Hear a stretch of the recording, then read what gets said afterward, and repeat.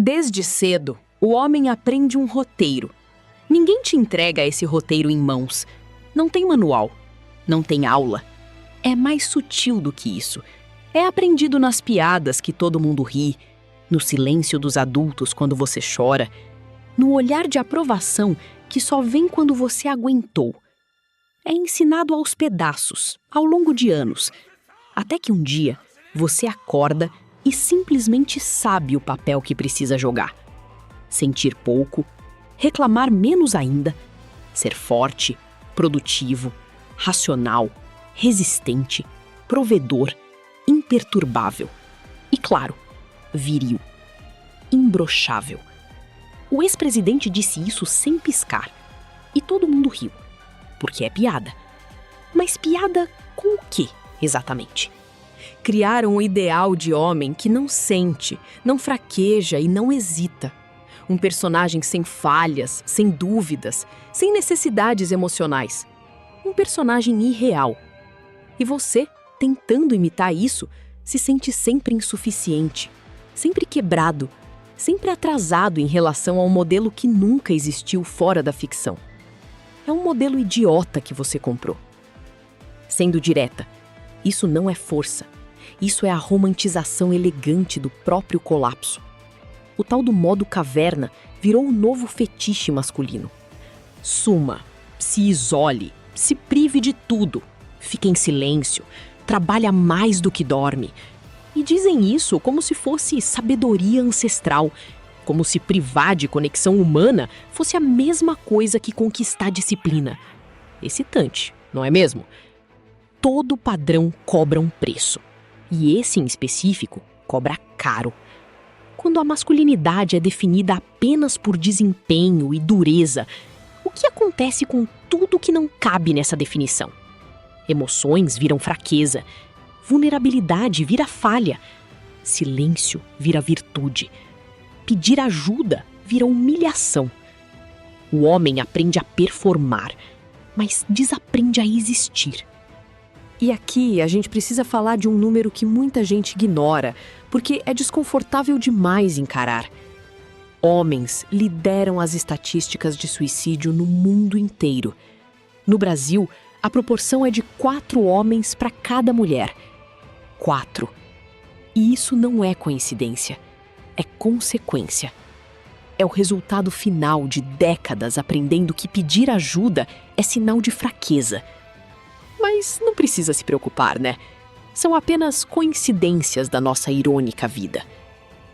Agora, antes de falar sobre Nietzsche e sobre o personagem que vai ilustrar tudo isso de um jeito que você não vai esquecer, preciso que você conheça Gyutaro.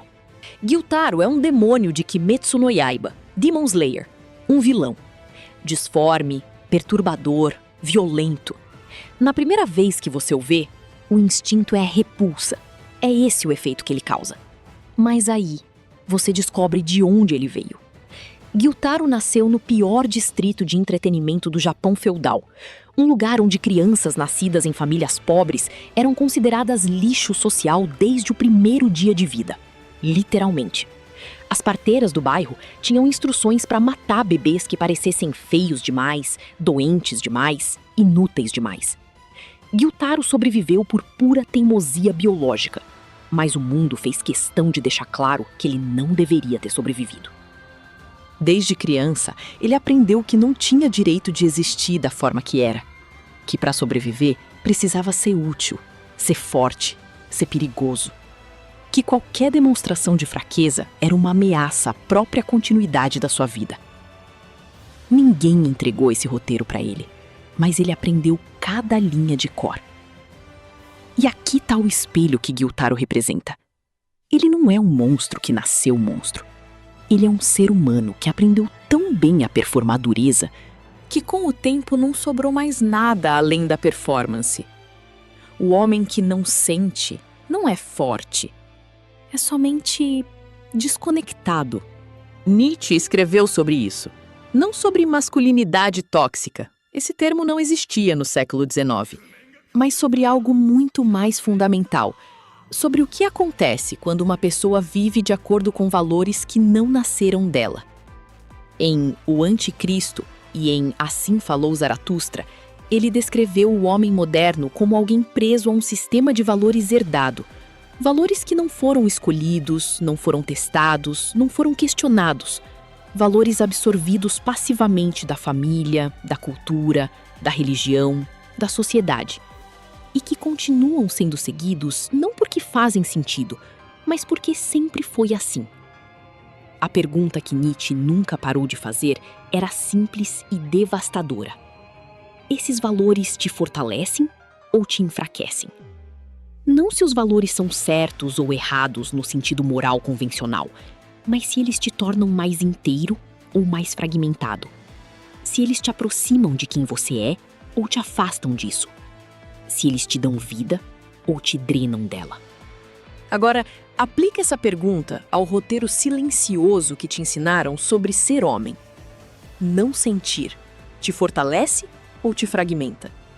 Não pedir ajuda te torna mais inteiro ou mais isolado?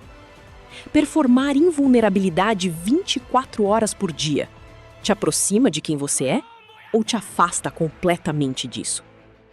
Nietzsche teria uma palavra para o que acontece quando você vive por valores que te adoecem sem perceber: ressentimento. Não no sentido de raiva de alguém, mas no sentido de uma vida vivida em reação, sempre reagindo ao que o mundo espera de você, nunca agindo a partir do que você genuinamente é.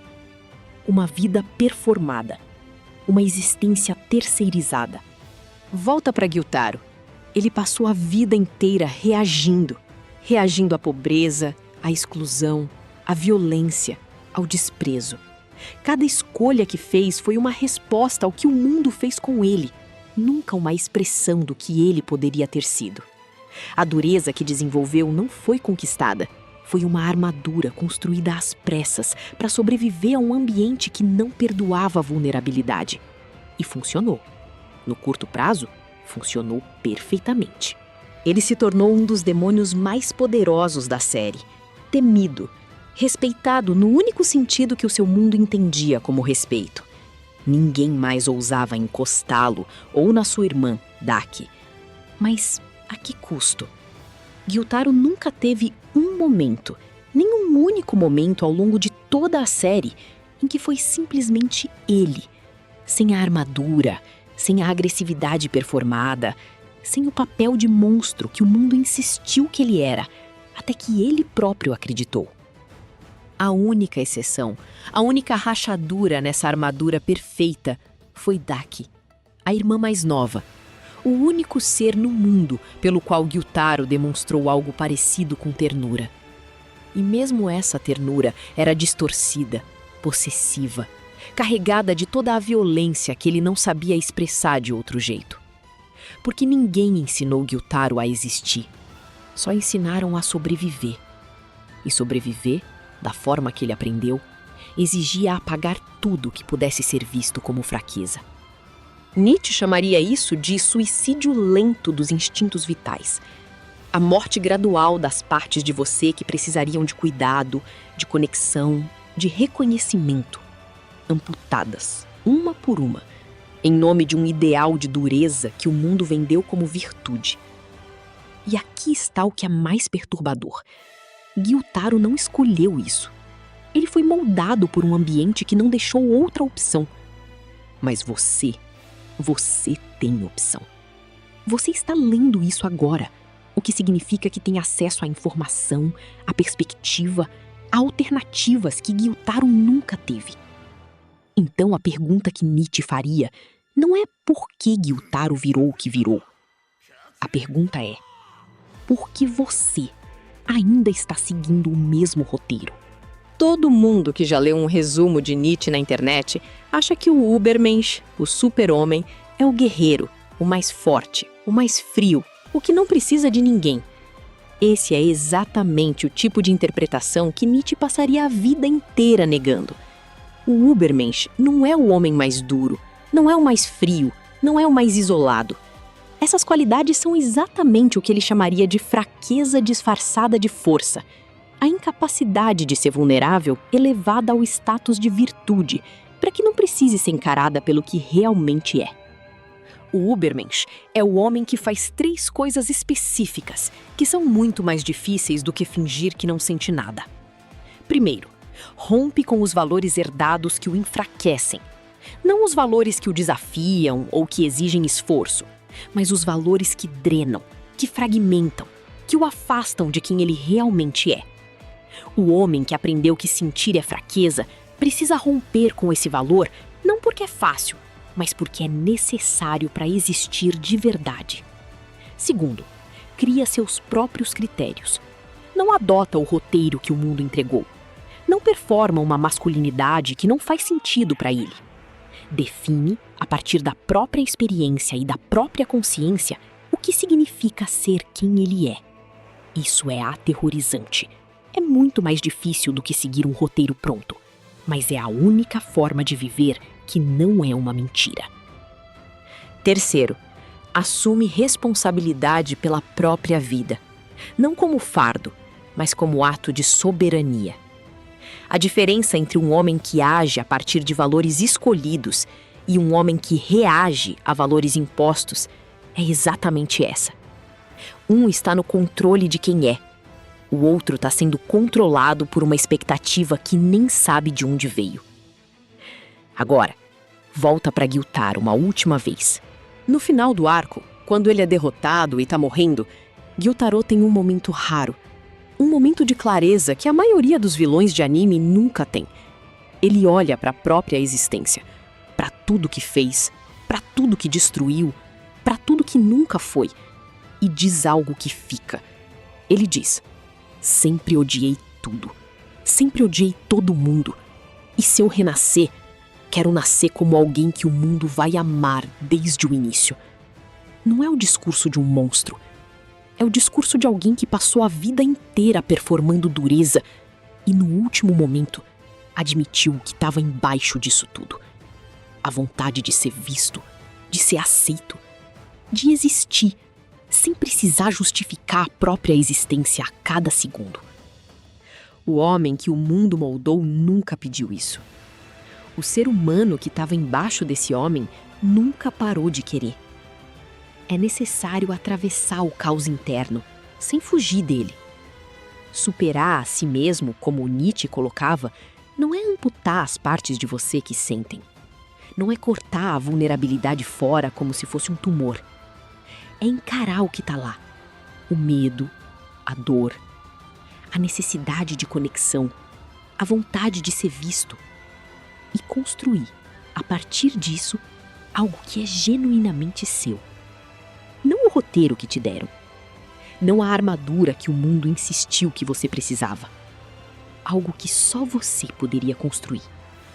Talvez o homem que te venderam seja um ideal interessante. Talvez seja só uma fantasia confortável que tá te mantendo pequeno. Talvez o homem mais forte que você pode ser seja exatamente o homem que para de tentar ser invulnerável e começa, finalmente, a ser real. O homem que não sente não é forte, é somente desconectado. Mas quem decide isso é você, não eu.